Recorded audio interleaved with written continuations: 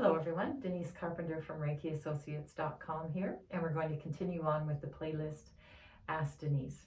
But before we do that, I'm joined today by Kelly Johnson of Johnson Chiropractic, and if you're okay, Kelly, yes, we're just going to remove these masks. Yes. We're more than 6 feet apart and neither of us has COVID, so we're very safe. So today I've got Kelly Johnson with me, and she is a chiropractor, and we have another video of Kelly. So if you like this one, go find the other one and watch that one too. But Kelly does animals and people. So we've done the video on people, and today we're going to talk about animal chiropractic. And I just find that fascinating. And I don't know why it would be fascinating to me that their bodies would respond the same way that human bodies do, but they respond faster, okay. And they hold their adjustments longer. Yeah, they're quite extraordinary. Isn't animals. That amazing? Yeah. So what drew you to start working with animals? I always knew about the course, and I've loved animals my whole life. Yeah. And the course was offered when we were in chiropractic college, but you had to do it outside once you were finished chiropractic college. Oh, right.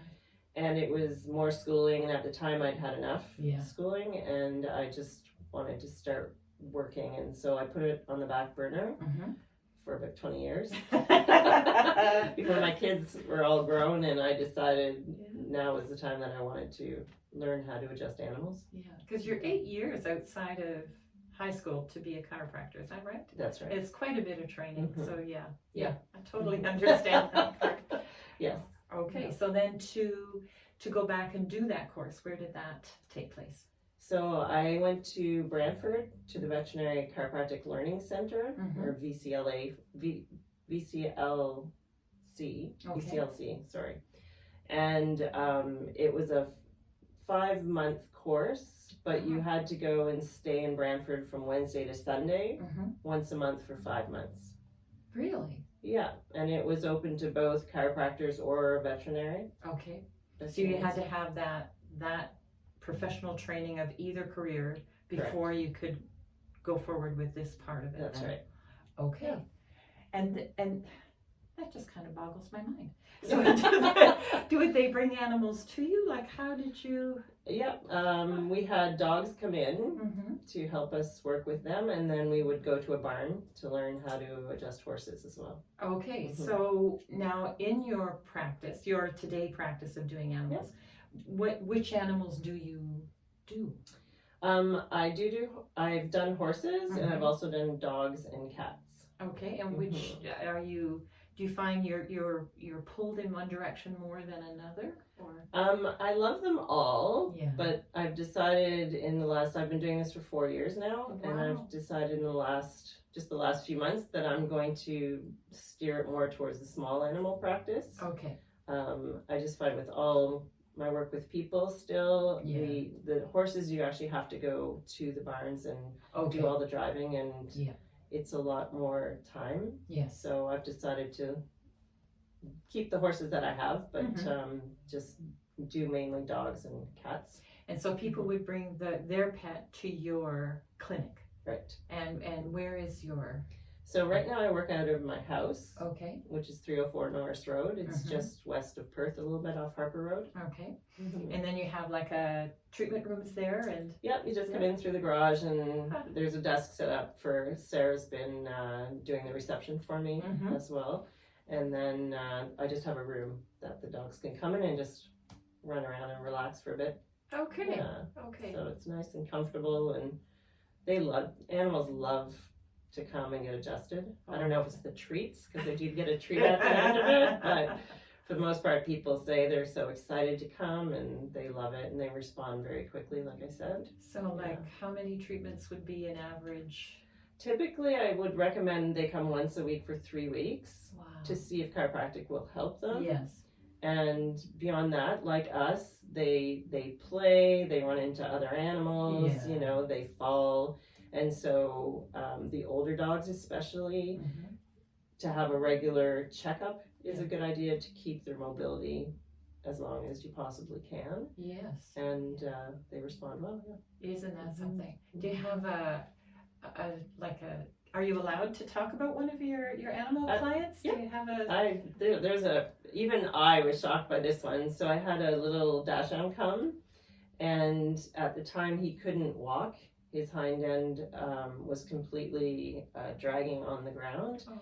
And they had been told by the vet that he probably had a disc herniated. Mm. And the only thing that they could do was surgery, which would cost $4,000.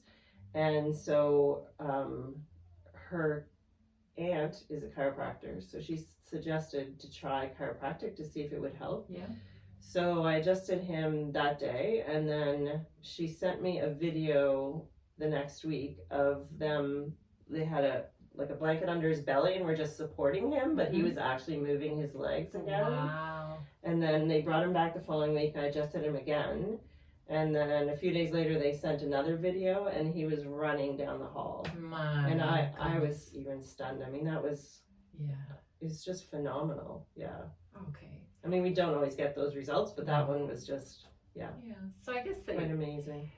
Animals don't have emotional baggage, I guess, in the same way that humans. I don't think in the same way. They don't hold on to things maybe as much as we do, but they respond fairly quickly. That must be so rewarding. It is. It is so much. Yeah. So so dogs and cats for sure, or any small animals, like, are you open to trying something other than a dog or a cat? Sure. Okay. Okay. I just haven't done it to this point. Okay. So we'll see what comes along. So if someone wanted to book a session with you, how would they go about doing that? They just call. They can either go to the website, which is johnsonchiropractic.ca. Okay, and spell Johnson. JOHNSON. SON. So no T. No T. .ca. Yep. Okay. And or call me. It's my cell number. So 264-7836. Okay. 264-7836. So even if they want more information, so. Yes.